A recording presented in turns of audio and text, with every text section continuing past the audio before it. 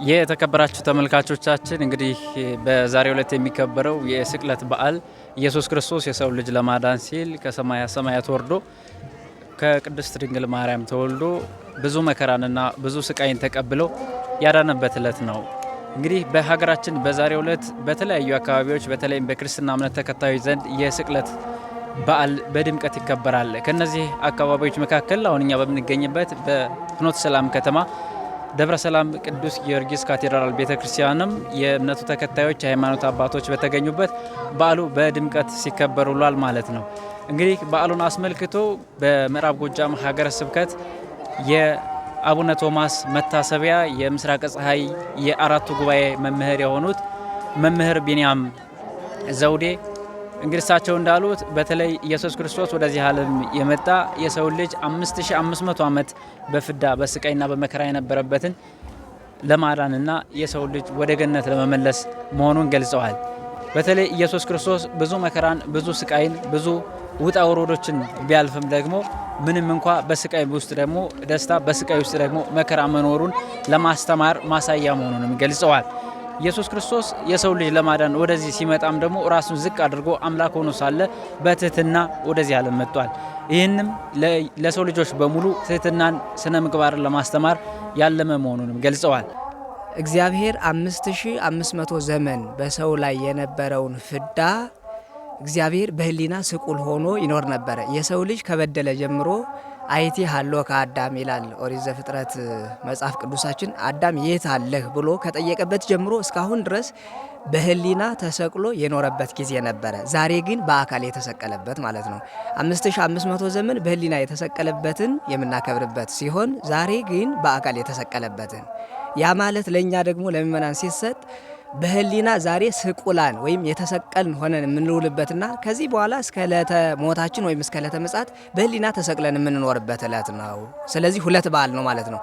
አንደኛው እግዚአብሔር 5500 ዘመን እሰቀላለሁ ያለውን የተሰቀለበትን መስመር የምናይበት ሲሆን፣ ሁለተኛው እግዚአብሔር በህሊና ተሰቅሎ የኖረበትን ዘመን ጨርሶ በአካል ተሰቅሎ እኛን ደግሞ በህሊና በዛሬው ዕለት በህሊና ቀራኒዮን ሳያ የሚውል ምእመን የለም። ሁል ጊዜ በቀራኒዮ ይኖራል እና ስለዚህ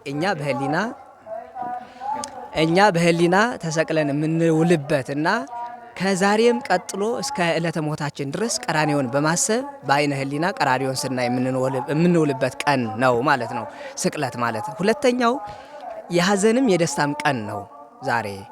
የሐዘንም የደስታም ቀን ነው ያልንበት ምክንያቱ የሐዘን ቀን ማለታችን ከዋክብትንም ሰማይንም ምድርንም የፈጠረ መድኃኒተ ዓለም የዓለም ሁሉ መድኃኒት ድህነት ለመሆን ወደዚህ ዓለም የመጣው እግዚአብሔር በመሰቀሉ ወይም ደግሞ ዓለማትን የፈጠረ እግዚአብሔር በፍጡራኑ እጅ የተሰቀለበት ዕለት በመሆኑ ፍጡራን ሳይቀሩ ግዑዛን ፍጥረታት ሳይቀሩ ፀሐይ፣ ጨረቃ፣ ከዋክብት በምድርም ያሉ ስነ ፍጥረቶች ለእግዚአብሔር ማዘናቸውንና አምላካችን ተሰቀለ ብለን እኛ ኦርቶዶክሳውያን ማዘናችንን የሚያሳይ ሲሆን 5500 ዘመን በፍዳ ተይዘው የኖሩ የነበሩ ነፍሳት ደግሞ መዳናቸውን ስናይ ደስታ ይባላል ማለት ነው።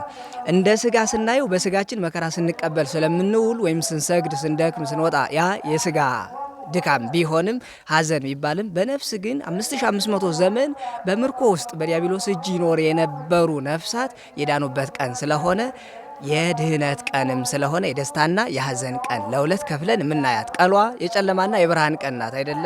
እስከ 6 ሰዓት ብርሃን ነው። ከ6 ሰዓት በኋላ ደግሞ ጨለማ እስከ 9 ሰዓት ሆኗል።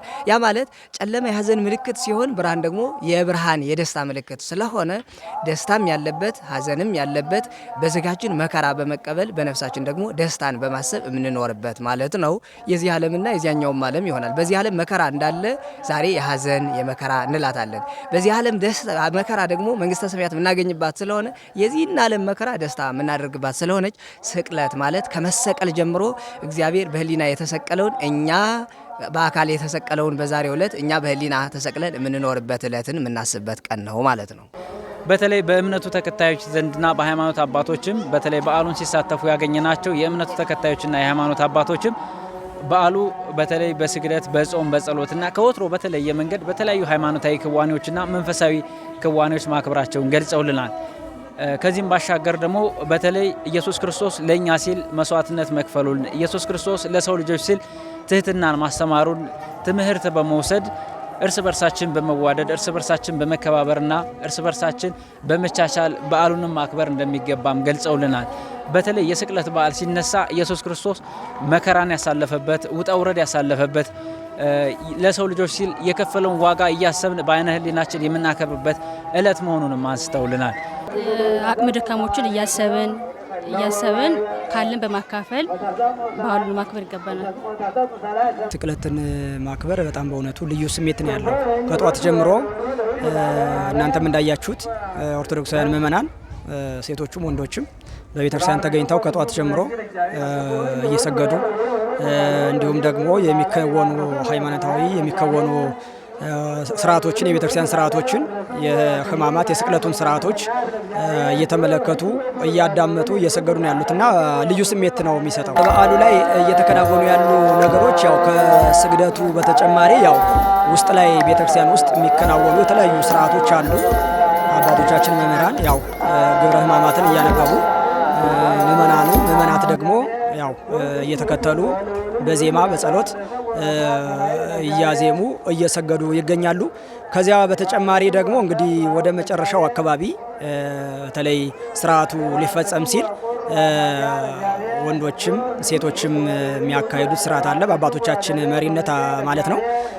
ጥብጣብ ወይም ደግሞ የተለያየ የወይራ እንጨት ዝንጣፊ በመያዝ እንግዲህ አባቶቻችን በሚያደርጉት ስርዓት መሰረት እንግዲህ ይሁዳ ወልዱ ይደምሰስ እያሉ የይሁዳን አስከፊነት የይሁዳን መጥፎነት እያሰቡ በዚያ መልኩ ጥብጣብ ወይም ደግሞ ጧፍ ተበርቶ ማለት ነው እሱን በማጥፋት እንደዛ አይነት ስርዓት ይካሄዳል።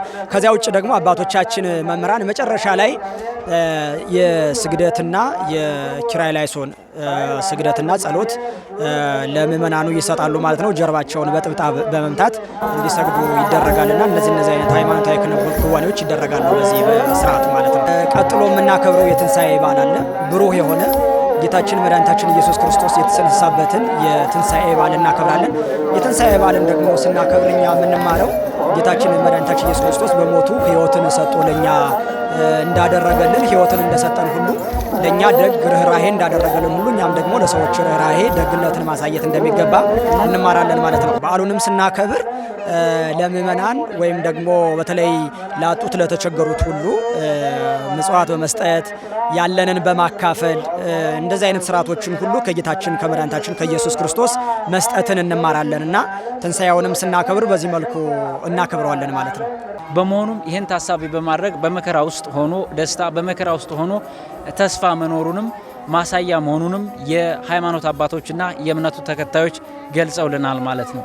እንግዲህ እኛ በምንገኝበት በዚህ በፍኖተ ሰላም ፈለገ ሰላም ቅዱስ ጊዮርጊስ ካቴድራል ቤተክርስቲያንም የሃይማኖት አባቶች የእምነቱ ተከታዮች ከህፃናት እስከ አዋቂዎች መላ ህዝበ ክርስቲያን በተገኙበት በተለያዩ ሃይማኖታዊ ክዋኔዎች በዓሉ በድምቀት መከበሩን በቦታው ተገኝተን ማረጋገጥ ችለናል።